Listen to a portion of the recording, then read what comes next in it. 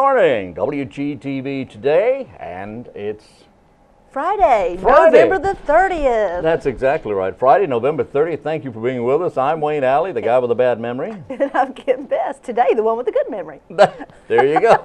Who knows what will happen tomorrow? I'm telling you, what a great day. Weather's fantastic. It'll be a nice day to have a parade. It's a good thing because there's quite a few this weekend. Oh boy, yeah, we're going to talk about that in a few minutes, right? Surprise! Like 3 tomorrow? 3 tomorrow. Wow, okay. That's great. Yeah. November 30th, last day of the month.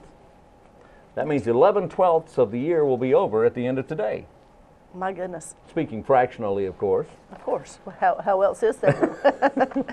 Who's on today's show? Okay, I'm glad you asked. On today's program, on November 30th, we have, well, you talked with Paige Leonard about Crime Stoppers. So Paige's going to be with us. She's coordinator with Crime Stoppers.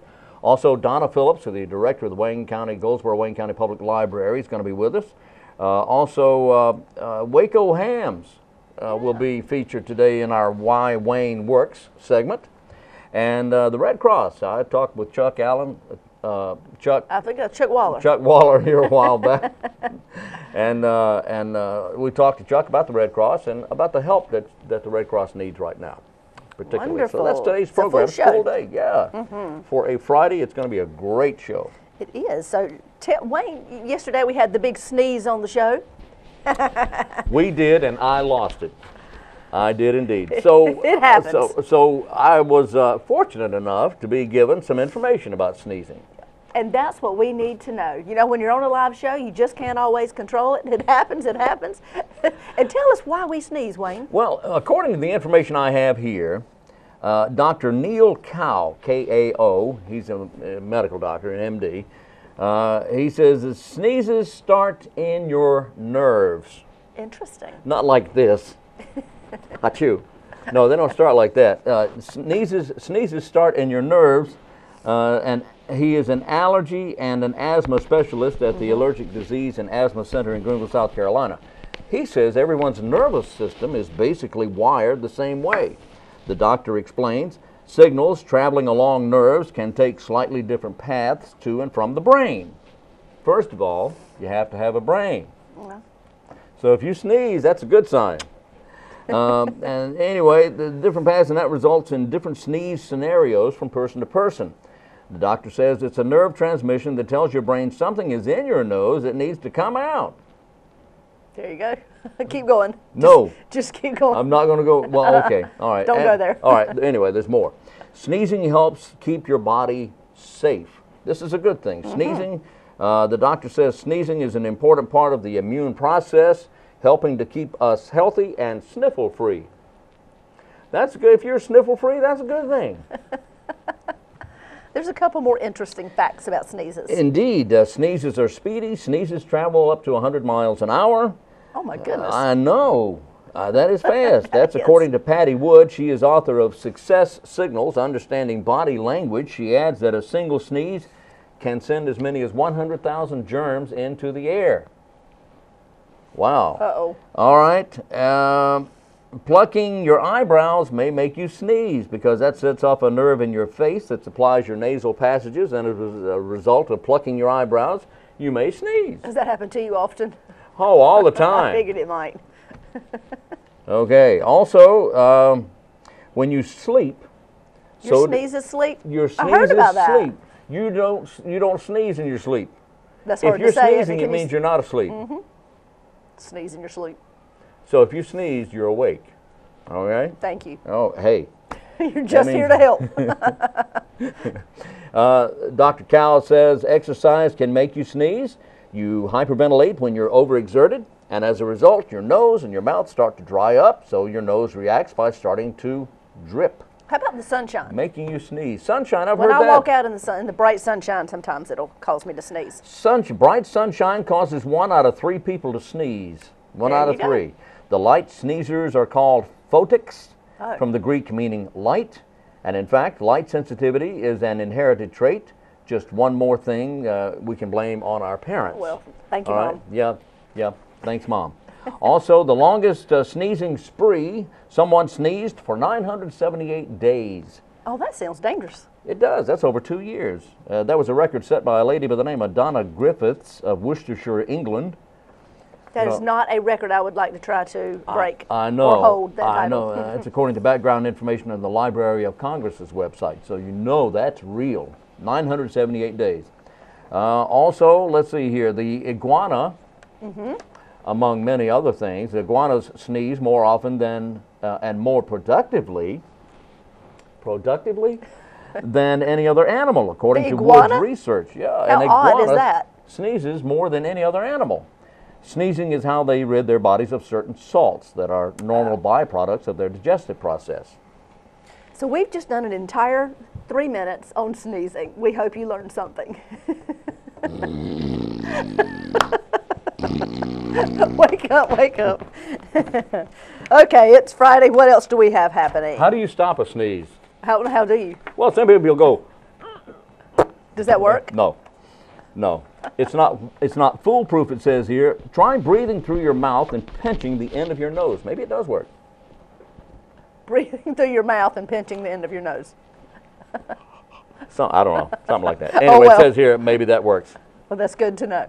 So we just wasted a whole 3+ minutes on sneezing. Yes, we did. No, some of it was interesting. I guess it was, especially the thing about iguanas. I had no idea iguanas even sneeze. Me either. How interesting. Of course, now, if you ever thought about buying an iguana, don't let that stop you. They sneeze cleanly. Oh, my goodness. Tonight is the turkey shoot at the American Legion. We're moving on. Okay. At 7 p.m. out on Highway 117. Yeah. That starts tonight at 7 p.m. Breakfast in the morning at the Boys and Girls Club, 7 a.m. We want to see you there. That is great. They do a fantastic job. They've been doing this for years. Yes, they have. That's one of their big fundraisers, so they really need the community to step up, as we always do, and eat a few pancakes. Well, Saturday morning, 7 a.m. Yeah, it's great. I don't know how long it lasts, but I know it starts at 7 at the Boys and Girls Club. It doesn't matter, as long as you're there a little after 7. There you go. And then eat until they run you off. Oh, goodness. Today at 2 is the Senior Center. It's their opening, their open house. Yeah, that starts at 2 p.m. Grand opening or open house. That's right, open to the public. Yeah, that's right. So this time, if you're under 60 years of age, you can go. That's right. And you will enjoy it, and you will not want to leave. That is a great, every time I go by that place, the parking lot's full. I know, and I've seen, and the bus drops people off there as well. It does. Is that the Gateway bus? Yes, the Gateway bus. The Gateway bus. Yeah, Gateway. One of our transit system here in Wayne County, Goldsboro, Wayne County. It's a great system too. And you rode that not long ago, and that was hilarious, by the way. It was great. Did you see that? I saw it. It was funny. It was fun too, by the way. I really enjoyed that. Speaking of you having fun, yes. Do you know that I still have people stop me on the street and say their favorite show is when we went to the Hay Maze? I can't tell you how many times over the last few days I've heard it again. Now, that was a very serious thing for me. It was very serious, but I certainly do hear that a lot. Well, that was fun. That was fun. And well, Scott Barnard out at Goldsboro Parks and Recs, the director, he does a great job of coming up with unusual ideas and bringing really neat things to our community. And we had a good time. We enjoyed it, didn't we? I had a ball. It was a lot of fun. And, I can't wait till Scott comes up with something else. But, oh, yes. But stay tuned to WGTV today, because we're going to continually be doing things. We are, in our community. In the community. That's right. It's just showing you little things that are happening. We try to have a little fun with it and get out in the community and showcase from one side of the county to the other. And, of course, right here in the city. And right here in the city. That's right. That's right. That's what we're here to do, share information with you. And have a good time. And have a good time and laugh a little. That's right. Everybody should laugh at least once a day. Oh, boy. That's my dose of medicine. You have to do it. I don't have a problem with that. I don't either. I don't have a problem with that. That is good medicine. That's right. Well, let's hear from CrimeStoppers from PAIGE Lerner. How about that? You know what? And see what the crime of the week is. PAIGE comes on every week and shares information about what's happened at the police department. And we're asking the community to help us solve these crimes. Also in this segment, we're going to hear from Donna Phillips of the right. Wayne County, Goldsboro Wayne County Public Library as well. So PAIGE and Donna here on WGTV today.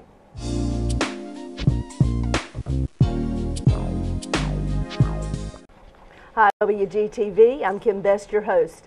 Joining me today is PAIGE Lerner. She is the coordinator for CrimeStoppers. She is here today to share information about a local crime. Good morning. Good morning, Paige. Yes. So what has happened recently? Well, we need the public's help. We had a robbery in the middle of the day. It was actually Tuesday, November 27th, 10:30 in the morning at the WAYCO Hess, which is in the 400 block of East New Hope Road. At 10:30 in the morning, we had a clerk working in there by themselves, and a masked subject came in, held the clerk at gunpoint and robbed the clerk. Was able to get away, and I wanted to kind of give them a description of the suspect and ask for the public's help if they were in that area on Tuesday, November 27th. Tuesday, November 27th. About 10:30 in the morning. We need the public's help. Do we have a description of a car or of the individual? Not of a car, but we do of an individual. Okay. It's not much, but it's what we can give them. We can describe it as a male, approximately 6 foot, wearing a dark hooded jacket, light colored pants, and gloves. Okay, and that was Tuesday morning, November 27th. 27th, 10:30 in the morning. And tell us one more time where the location was. That was at actually 420 East New Hope Road, which is the WAYCO Hess gas station. Okay, if you were in the area or if you have seen anything on Tuesday, November 27th, 10:30 in the morning by WAYCO Hess, please give us a call. Call Crime Stoppers. The number is right behind us. We need your help to solve this crime and to put this one to rest. Thank you, Paige. Thank we you. appreciate your help. Thank you.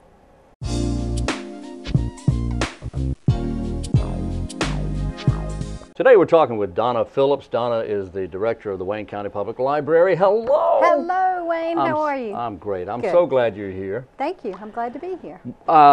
We want to talk about today. Well, there's so many things we can talk about in the library. All these books. I know. I know. We can talk about, but we want to talk about the survey. Yes. There's a survey going about, or went about, or is about. Right. What's it about? Okay. Well, let me tell you, Wayne. Right now, the library is participating in a strategic planning process, and this process will really guide the work that the library does for the next 3 to 5 years. And so we want to poll the public and to find out what library services we currently offer that they're pleased about, and if there are things that we are not doing that the public would like for us to do, we want to know that too. All right. So you can find the survey on the library's website at wcpl.org, or if you prefer a printed copy, you can come in to any of our library locations, and on all of our service desks we have the survey forms available in both English and Spanish. And we would love it if the public, both library users and non-library users, would take the time to give us their feedback on that survey. All right, and again, you hope to accomplish what the public feels they need from this survey. Exactly. I cannot imagine anything else that you could possibly need at the Wayne County Public Library. You have everything there. Well, libraries have changed and are continuing to change. Yeah. And so, when you and I grew up a long time ago using the public library, books were in the library and Right. magazines and newspapers, but oh boy, have things changed. And so now, in addition to all those print resources, we have electronic resources, and every day it seems like there's more and more that can become available in a public library, and we just want to hear from the public and find out what services they would like to have. All right. Now, already you mentioned the books, and you have the electronic media, and just all kinds of things at our Wayne County Public Library. Not only here, but the branches as well. That's right. Mount Olive, and Fremont, Pikeville. and Pikeville. In your mind, what would you like to see at the Wayne County Public Library, in addition to what's not there now? Well, in addition to the resources that are already named, we do many programming activities in our library, and primarily the majority of our programs are for children and young families, but we also conduct programming for teenagers, and so we would like to hear from senior adults and all citizens in Wayne County, because we feel like there are more programming opportunities. One of the roles of a public library in a community is to give a forum, a place for people to come that's neutral in a community, Right. to share and exchange ideas, to learn from one another. And really, when people gather and talk in a place such as the public library, they learn that all of us are really more alike than we are different. Yes. I see people from time to time when I'm in the library, I see people just sitting at tables and at chairs, relaxing, reading a book, reading a newspaper, a magazine, and you have, of course, newspapers and magazines. You also have a historical room as well. We do. We have a local history room, and there are collections of materials on North Carolina, and we have quite a large group of genealogists from Wayne County and surrounding counties that come and use our resources. I was going to mention you do have resources for other counties, not only Wayne. Now, of course, we're interested mostly in the history of Wayne County, but for someone who may be from a surrounding county, perhaps even further away. In fact, if I'm not mistaken, several years ago, my grandparents, who were from Stokes County, up north of Winston-Salem, I went in and found some information on Stokes County years ago in the history room. Wonderful. And it was wonderful. Good, exactly. Good. And we have a local history librarian. Jennifer Sabai is her name. And Jennifer is happy to help anyone who is beginning a genealogical search, or maybe is a little more experienced and just wants a little help here or there. She is delighted to help anyone who's looking for that sort of information. You know, that's so much fun nowadays. People want to know about their families, from where they came. They want to know the family's history and background, and perhaps even they want to find some long-lost relatives. That's right. And they can do that starting with the history room. All at the Wayne County Public Library. Wow. Now, are there any plans for growth in the library? What does the library need right now, aside from what you're looking for from this survey? Well, Wayne, I think it would be fair to say in almost all of our, in all of our library locations, not almost all of our library locations, we are overcrowded. You can see that if you come in. We have one large meeting room in the Goldsboro Library. There is no large meeting room in the other library locations, so we're excited about the Steele Memorial Building project that will be coming. But we have real space issues. Our community asks all the time for both small room meeting space for 1 or 2 folks to gather and work together, as well as the larger meeting spaces for programming. Sometimes when the library is filled with people, because of the nature of the way people work now, younger generations are working more cooperatively. They talk more about when they're working on a project. So they talk and they need to be a little bit louder. So the challenge for us is to balance the need of all of our community members. So for example, an older person who wants to sit quietly and read the newspaper may be a little disturbed by a group of teenagers who are working in a project that requires them to engage with one another vocally. So if we had meeting rooms where groups could gather in 5 to 6, that would certainly help. Always, always, always have the need for growing collections as our public demands more. So part of the strategic planning process will give us an opportunity to compare ourselves to other libraries in surrounding locations that are similar to us. And so we can see how many books per capita, for example, we have in our collection in comparison to other libraries. I want to mention and make one point to go back to what you said a moment ago about perhaps there may be a senior sitting there trying to study or read, and there's a group of youngsters who may be a bit loud. You know, that works the other way around as well. I've seen some pretty rowdy seniors interrupt and disturb some youngsters trying to study. So seniors, hold it down out there when you go to the library. Act your age.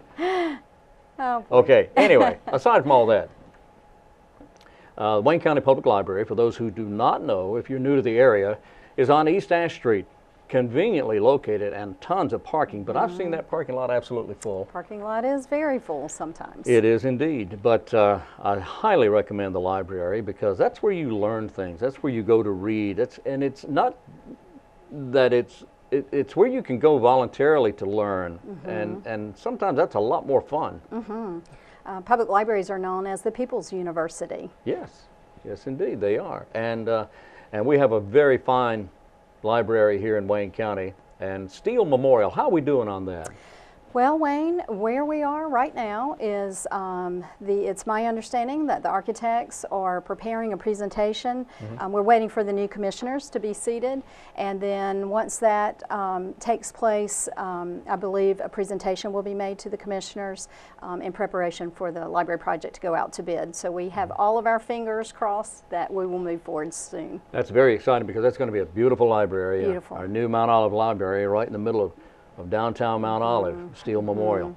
A wonderful library. Our director of the Wayne County Public Library is Donna Phillips. And Donna, if anyone has any questions about our library or any of the satellite libraries, how would they contact you or the library? Okay, you can reach me at the library by calling 735-1824, and we will be happy to assist you. 735-1824. And let me also very quickly add that you have an amazing staff out there. Thank you. I agree You really wholeheartedly. do. Yeah, it is a wonderful staff. Also in the children's department, they have an enormous children's department. And there are fun classes. You have something for toddlers and for infants and for youngsters and on up. We really try to encourage parents to read to their children right from the start, Wayne, really before they're born, but certainly when they arrive. And so you're exactly right. We have programs from lap sit programs for 6 months and up, all the way up to school-age children. Right. Something all the time. You know, I could just go on and talk about how great the library is, but see for yourself. And if you have any questions, 735-1824, but go on to the library and check it out. Check us out. Donna Phillips, Director of the Wayne County Public Library, and thank you for being with us. Thank you, Wayne. I'm Wayne Alley for WGTV.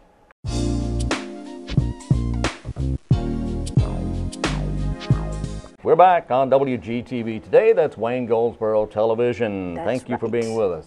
That's right. You know, I was looking recently at one of the posters that we had here in the studio, and one of our local guys, Nicholas Cole, Yes.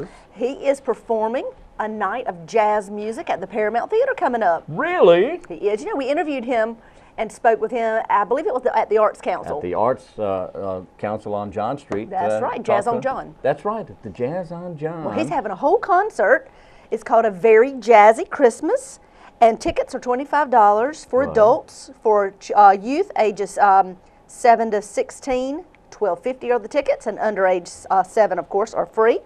It's at the Paramount Theater Saturday, December the 22nd at 8 p.m. That's an unusual time. Usually things start at 7 or 7:30, so it's at 8 p.m. Right, this is at 8 p.m. at the Paramount, and this is going to be, this guy is He is amazing. talented. He is amazing.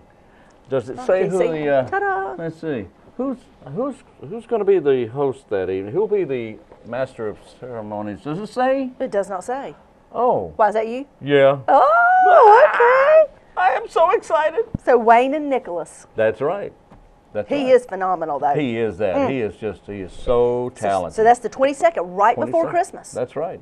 That's right. 3 if days you're- before Christmas on the 22nd. That's So a if you need Saturday. something to make you feel in the spirit or want to do something great with your family, go see Nicholas Cole and friends at A That's Very Jazzy Christmas. It's going to be a very jazzy Christmas at the Paramount on the 22nd. I can't That's wait. right. I'm going to be your host that evening, and right. I'm so excited. That's great. Oh, we're excited for you. Woo!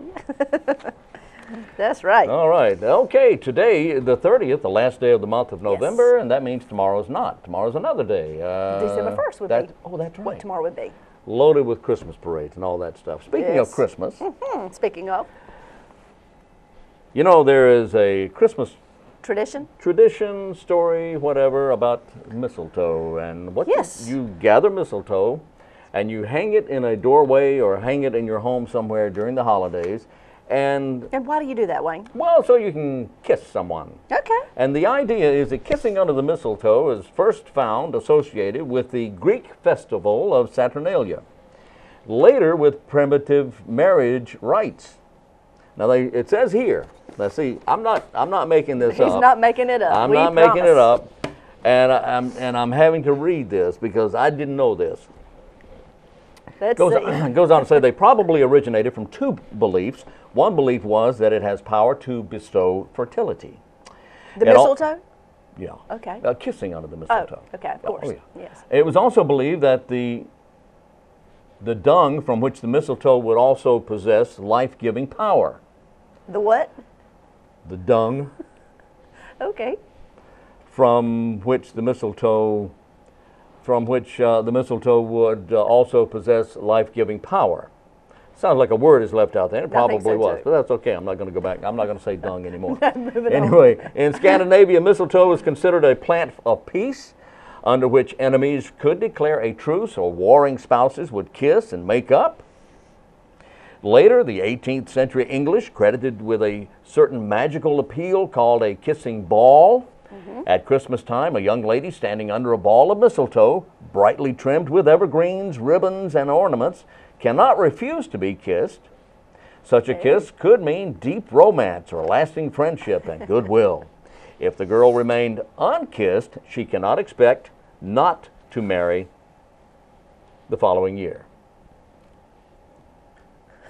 I know. Just keep on going. Okay.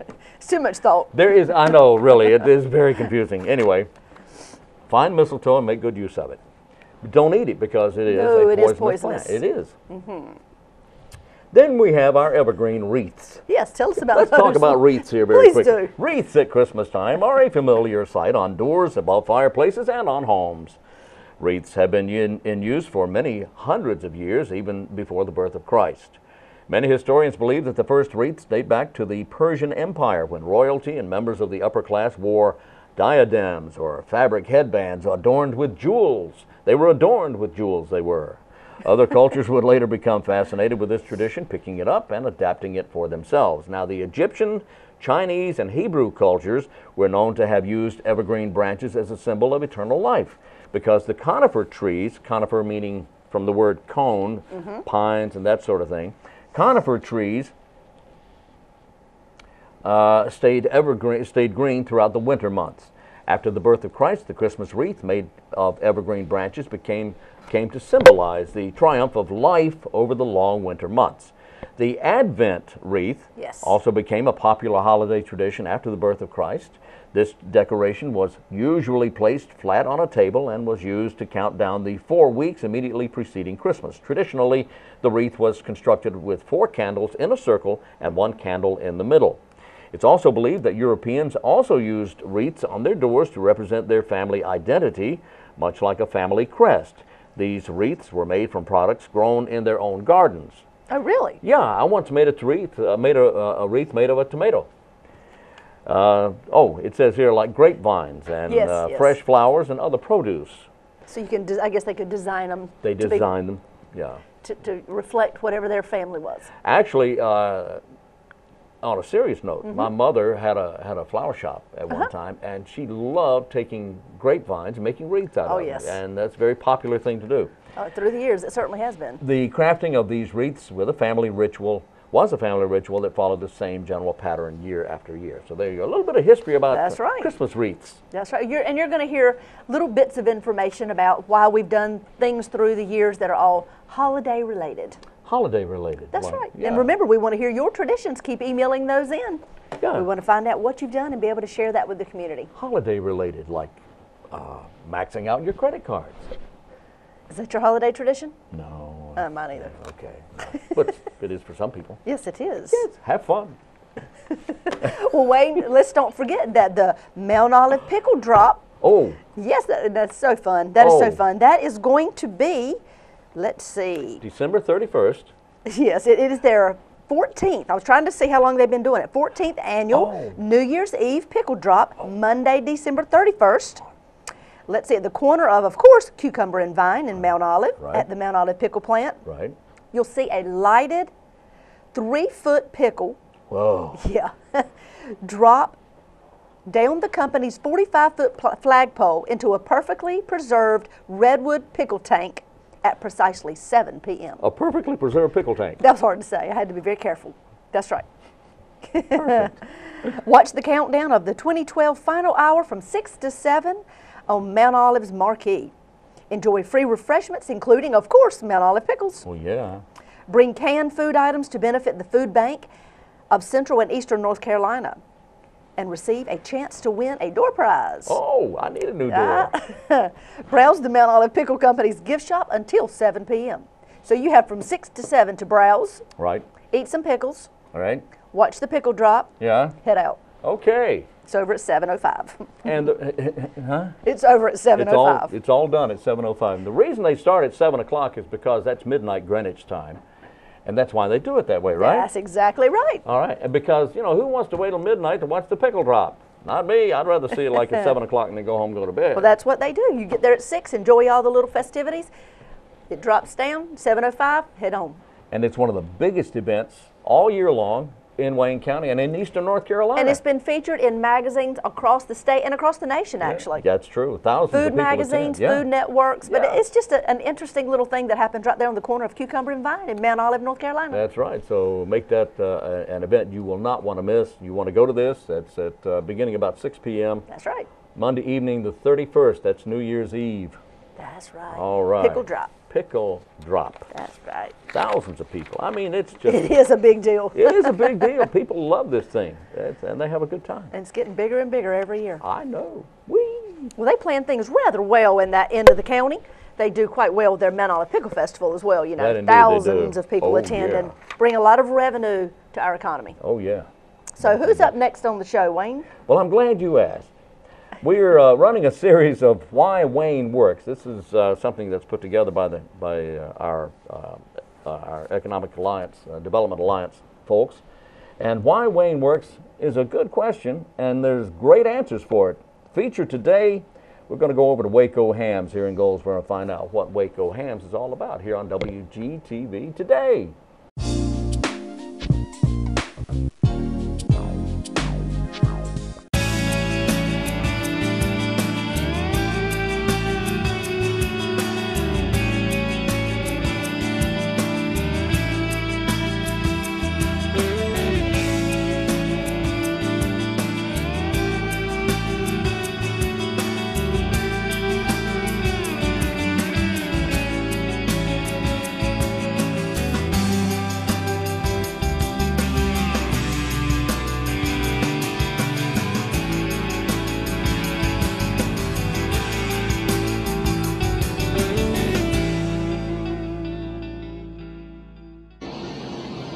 Hi, I'm Lee Smith, Wayne County Manager, and we're here as part of a series of Why Wayne Works. And today we're here at WAYCO Ham Company.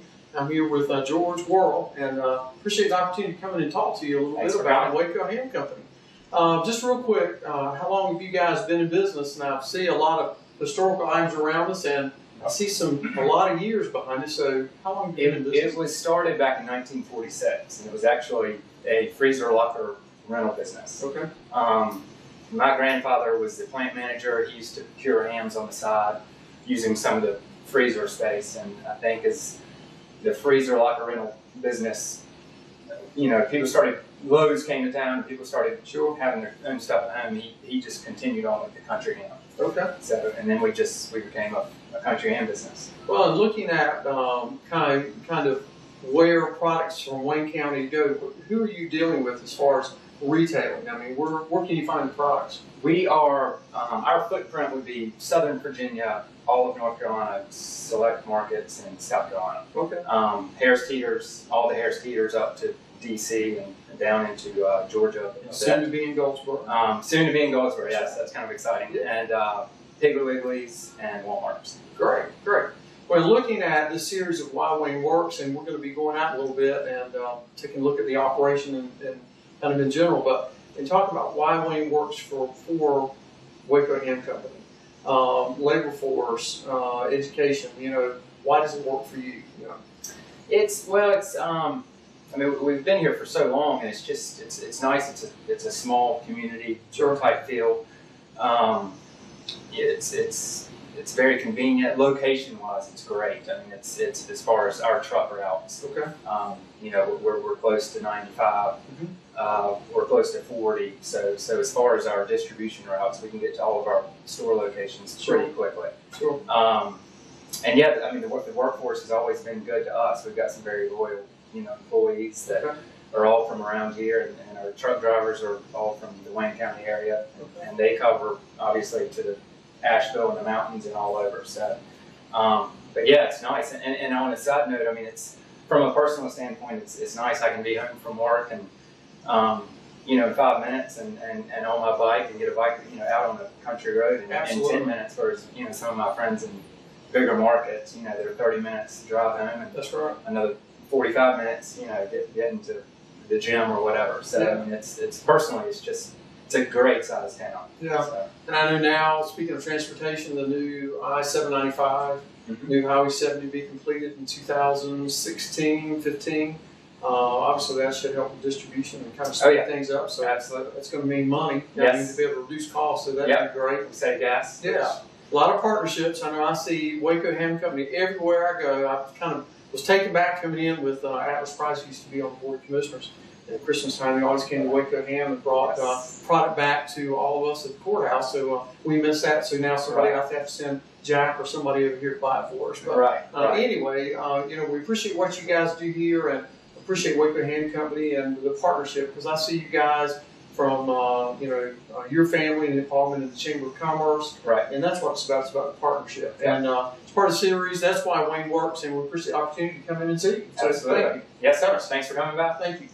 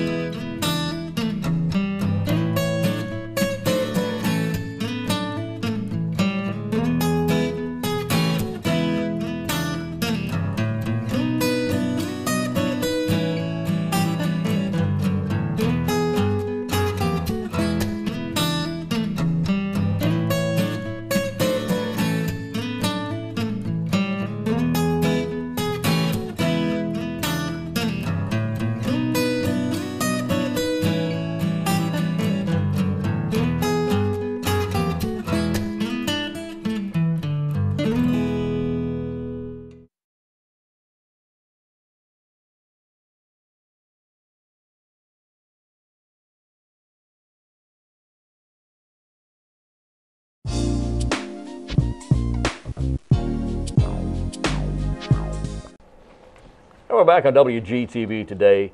Did you know? Yes. I knew you did. But out of Bloomington, Illinois, you're not going to believe this. Speaking of... You're really not. So you need to sit down, take your cup of coffee, and listen up for this one. Yeah, sit down anyway. Put your coffee down.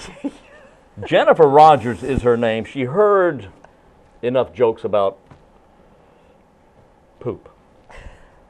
But the manager, she is, the manager of the Miller Park Zoo gift shop in Bloomington, Illinois, says that she does not mind those jokes because the jokes are prompted by this institution's year-old national reputation as a purveyor of unusual Christmas ornaments made from an even stranger material. You see, these ornaments are made from droppings from the zoo's own reindeer. Yes, they are. And sales for this holiday season begin today. Now, Roger says they hear jokes about this all the time, and they tell them back, and they tell the jokes back and forth here at the zoo. They're at the zoo, she says. But the benefit is that they have received national attention. I bet they have. That they have, and this is helping with sales. Now, they're on the cable network news shows, and the response was unbelievable, she says. Calls came in from all over the country. She says last year, the zoo's marketing director, a lady by the name of Susie Oley, conceived the idea of using the pellets of dried dung to make the seasonal decorations. She combined an old family memory from then zoo director John Tobias and traditional Christmas decorations involving stringing cranberries and popcorn. Around 1900 or so, that's a while back, John had an Irish grandmother, and she would take chocolate drops and sprinkle those on the ground so the kids could see that reindeer had actually been there. Well, you know, that makes sense. You know, she's trying to, you know, keep the kids interested in, you know, oh, look, a reindeer came through here. You know, okay. That evolved into an idea of making ornaments as a fundraiser for the zoo, using wire and beads and some previously dried reindeer dung. Volunteers, or droppings. Or droppings. I like that word. Droppings, we should say. Volunteers craft ornaments that are sold for $5 each in the zoo's gift shop. Proceeds go to the Zoological Society to help with expenses. Now, the droppings are dehydrated and placed in an autoclave to ensure they satisfy local health requirements. And I then would hope so. each ornament is hand drilled and painted. Wow. Last year, is that all you can say? I just don't even know what to say to that. Last year, the zoo couldn't keep the ornaments in stock. They sold so quickly. Lines formed before the gift shop even opened. The phone was ringing off the hook, and the email boxes were filling up with requests. The waiting list went well past 100.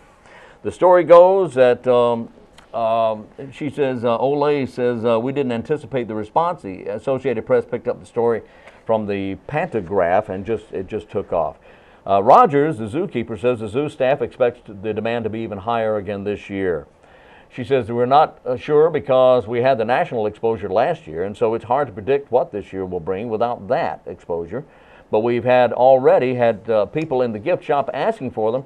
They were there was actually a lady from California who came by because she was in the area. Gee, I just happened to be in Illinois, so I thought I'd stop by and look for some poop. Olay said, droppings. Or droppings.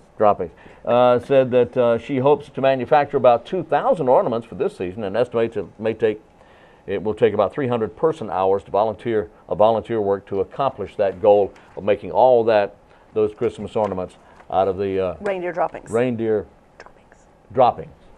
I'm not going to say dung. Okay. I won't say dung. Well, you know, number one, Dung yes, is out of my vocabulary altogether. I'm not even going to say she's dung. being creative. Well, that's good. They're working on bringing up revenue and funds for the zoo. I get all that. Yeah, that's good. Thank you that they are actually following procedure to dehydrate and Healthify. healthify the droppings. Made that up. Oh, we know. And then she paints them and sells them to the public, so you can be excited to have reindeer droppings on your tree. Oh boy, or around your neck, you know? Can you? Alrighty then. Okay, or on your tree is where it actually goes. Yeah, it goes on your tree. Just don't hang it in the doorway. I don't think she said she was making jewelry. No. She said she was making ornaments. Oh yeah, that's right. She wasn't making. She yeah. was making ornaments. There you go. There you go. And all the things that we find. It's amazing, isn't it? It Look is. at what you've learned today. Go figure. I know. Go figure. So the next time you visit, where was it? Bloomington, Illinois. Yeah, the zoo there at Bloomington. All right. Today is Computer Security Day. What's that mean exactly? A time to remember to protect your computers, please, your programs, and of course the date on your computer at home and at work. That's very important. What, to make sure it's right? Make sure it's right. Make sure that things are not getting out of hand there on your computer. So protect your computer, and that is very important. I'm very serious about that. Oh yes. Because this day and time, you wouldn't believe. In fact, this time of year, I'm sure there'll be a lot of identity theft. Any computer that has a security software on it, if you knew how many times every day someone's trying to break into your computer, you'd be astounded at that. Yes. Today's also National Mooseless Day, a day to just let your hair do its own thing. Oh, that kind of moose. That kind of moose. Not the animal moose. Today is Hey Rocky. Anyway, today is also Independence Day in Barbados. Good Happy to know. day, yes. Today, Charlie Chaplin made his screen debut in Max Sennett's short film Making a Living. Charlie Chaplin, very funny man. Douglas Edwards and the news. CBS replayed Douglas Edwards in the news this day, 1956, 3 hours after it was received on the West Coast, thereby making it the world's first broadcast by videotape. It broadcast here, and then 3 hours later, broadcast 3 years later on the West Coast. That was 1956. Which to some people was not that long ago, considering how far we've come in just a short amount of time. A lady by the name of Marva Drew in Waterloo, Iowa, completed typing from 1 to 1 million on her manual typewriter. It took her 6 years and 2,473 sheets of paper to type from 1. Did she have a reason for that? No. No. She just started typing 1, 2, 3, 4, 999,999. Okay. Okay. All right. She went to 1 million. 6 years. Michael Jackson's Thriller, one of the most popular albums of all time, released this day, 1982. 1 year later, Radio Shack introduced the Tandy, Model 2000. And Los Angeles sanitation truck driver protesting unsafe trucks and job stress dumped 10 tons of garbage on the streets in front of City Hall in L.A. this day, 1990. What you got? Well, how about that? How about that? Beat that. I want to remind you about Yes. the Battle of Goldsboro Bridge. Oh, yeah. That is happening December 14th and 15th. Let's see, it's 150th anniversary reenactment. Let's see, visit Goldsboro Battlefield Bridge. It's a step back in time and take a walk in the footsteps of history. Come see where 15,000 soldiers fought a desperate battle in December of 1862. Yeah. The reenactment schedule, it will be Saturday, December 15th. It'll start at 8. It doesn't say a.m. or p.m. I'm assuming that's a.m. Probably. Yes. 8 a.m. They'll have, oh my goodness, the battlefield will open to the public. Then by 10, the camps will open to the public because they'll have camps set up that showcase various things that were happening in those times. It lasts until 5 p.m. And on Sunday, it starts at 8 a.m. again, lasts till 5 p.m. So go out. That's out on past on 117. You take Left 117 bypass to Marmac. Yes. There with the Burger King Yes. and Bojangles. You turn left there. Yes, Turn you do. left Is that if Old you're Mount going Olive south. Highway? It's Old Mount Olive Yes. Highway, and you go down about 100 yards. It's on your left. Yes, Can't right miss there. It is a fantastic place to visit. It really is. And Fantastic. you would be surprised by how real their reenactment is. I mean, their outfits that they dress in and everything that they use to recreate is top notch. And they're there all night. They bivouac, they cook, Yes. they live the part. They do, absolutely. All right, let's take a look at who's up next. Oh, yeah, we talked Yes, to Chuck Red Waller Cross. of the Red Cross here just a few days ago, and this is what Chuck had to say on WGTV today.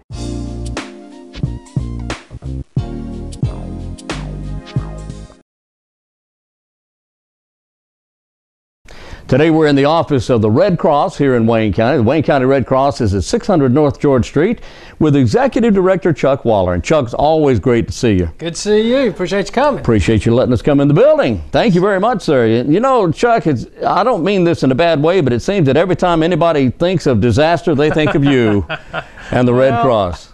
Well, I hope so. Of course, there's a reason for that. That's because Red Cross is all about disaster and helping people. Right. Helping people and saving lives. That's correct. And that's what you do in so many different ways. We do. Whether it's a single family fire, whether it's a child that needs blood, whether it's a grandparent that needs CPR first aid. You know, thanks to the good people in Wayne County that support us, we're able to be there when folks need us. Well, I'll tell you right now, it's not only in Wayne County, but National Red Cross will call you guys whenever there's a national emergency, Right. as is the case now with the Hurricane Sandy aftermath in the Northeast. Right. What are you doing there? We do get calls. Well, Red Cross right now, Wayne, has about 7,500 people on the ground up there working just as hard as they can work. Every piece of equipment that we have, all 323 of our mobile feeding units are on the ground. Our big fixed kitchens are up there.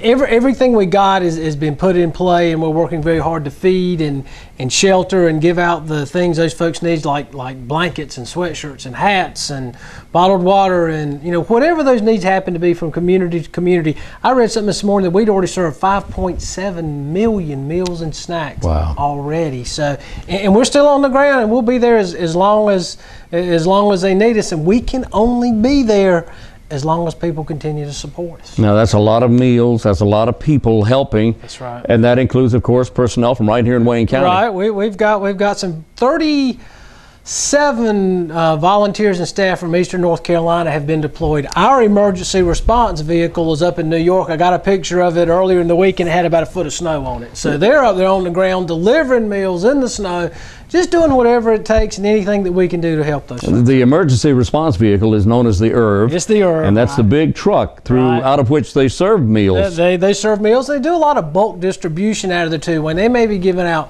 blankets or shovels or rakes or gloves or bottled water, I mean, whatever those folks happen to need, when they're touring those communities giving out the meals, they're also assessing what those folks may need. You don't have power, you may need blankets, you may need sweatshirts. So in addition to doing the feeding, they're giving out the bulk distribution items as well. And they also give out information. If people don't have power, they may be able to say, you know, there's a fixed feeding site 6 blocks over. If they don't have power, they don't know that. Or did you know that there's a FEMA site, you know, 10 blocks that way? So they give out information, but probably the most important thing they give out is assurance and let folks know, we're here for you. Right. We got you. The people of this country care about you, and we're here to help. And you know, it's not just people, it's families. Oh, yeah. We're talking parents, we're talking children Right. who have lost everything. Right. They have Sure absolutely nothing at all. In eastern North Carolina, we know what that feels like. We've do. seen water to the rooftops. We've seen tornadoes drop out of the midnight sky and turn communities upside down and change those communities forever. We know what it's like to be in those shoes. And I would just ask the people of Wayne County to think back, you know, when we needed help, the people from this country came in through the American Red Cross and said, all right, we're here for you. And now it's our opportunity to give back and say, all right, we see you. You know, we want to be there and help you the same way. At the same time, business goes on. Yes, it does. You have things to do here in Wayne County. Yes, we do. You have house fires. You have people needing help. You have blood donations. Right. Blood donations now. You collect blood. We do. And there's always a need for blood. Always. And I would also ask folks to be mindful of the fact that not only with the disaster there, they had a lot of blood drives that were scheduled up in the Northeast that they were not able to collect the blood. Right. So while there's not a blood shortage per se, the blood supply is compromised a little bit because blood needs don't stop just because blood drives are canceled. So I'll encourage folks to be extra vigilant, especially as we go into this time of year, because blood supplies get soft this time of year, as you know very well, because people get busy doing other things. So, yeah, please find a blood drive and roll up your sleeve and go give the gift of life. And not only that, blood has a shelf life. It doesn't last forever. That's exactly right. 42 days, I believe, is the shelf life for blood. So I don't think we'll be having an abundance at this point. But, yeah, we do need folks to continue to roll up their sleeves and give the gift of life. So all of this operation here, you cover Lenoir County, you cover Wilson County, you cover all of Wayne County. Lenoir, Greene, and Wayne. Lenoir, Greene, and Wayne County. It's expensive. How much does the government give to the Red Cross to keep this operation going? Well, Wayne, unfortunately, we don't get any government funding. What? Everything that we do is done through the communities that we serve, and we live in a very supportive community in Wayne County and Lenoir County and Greene County, as you know. But it does take dollars to do what we do. No doubt about it. It does that. Now, I know this is not a typical day, but since I've been here, 3 people have walked in the front door here and made donations to the Red Cross. To support the Hurricane Sandy effort, and we're on the ground there. And we do recognize, Wayne, that everybody can't go up there and help and do the feeding and do all that stuff. But you can send your dollars up there, and we can put feet and hearts and souls with those dollars to put them to work for you. If you cannot give blood, if there's for some reason, a medical reason perhaps, you cannot give blood, if there's some reason you cannot help monetarily, there's always a way to help the Red Cross. You can volunteer your time. Do you need volunteers? Oh, absolutely. We're forever needing people that may want to go on fire calls. You know, not everybody likes to jump out of bed at 2 o'clock in the morning and go help somebody. So anybody that's interested in doing that, we could certainly use your help. Anybody that's interested in making calls for blood drives, folks always need reminder calls.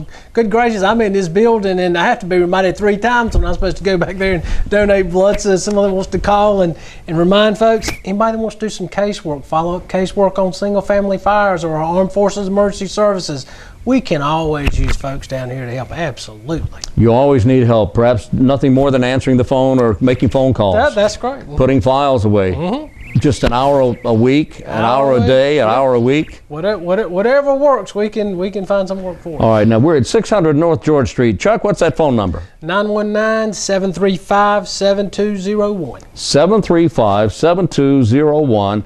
Red Cross needs your help. The Red Cross is helping people and saving lives. And I have seen it myself, Chuck. Yeah. I have seen it at 2 or 3 o'clock in the morning. People from this office helping people who's been burned out of their homes. Right. I've seen it. Yeah, we've done it. This is an amazing organization. We're so fortunate to have Chuck Waller as the executive director of our Wayne County Red Cross here. Wayne, let me push it back. We're very fortunate to live in this community where people rise to the occasion when we need them. And you've seen it as many times as I have, and we can't do it without the people in this community. 735-7201, 600 North George Street, the Wayne County Red Cross. Thank you, sir. Cool. Thank you. All right. Good.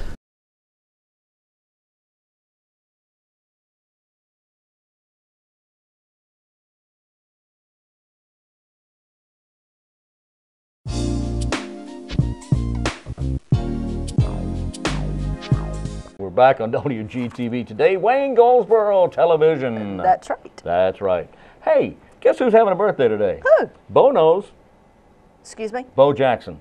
Bo Jackson, athlete extraordinaire several years ago. What does he do? He's 50 today. He was baseball and football. There you go. And a little bit of everything else. And I'm talking pro baseball. Well-rounded athlete. Very well-rounded. Pro baseball, pro football. Oh my goodness. Of course, now that's you talent. know, the other Jackson, not Which one, Michael? Michael. No, Michael Jordan tried baseball and didn't do too well with it, but he tried, you know, and you gotta hand it to him for that.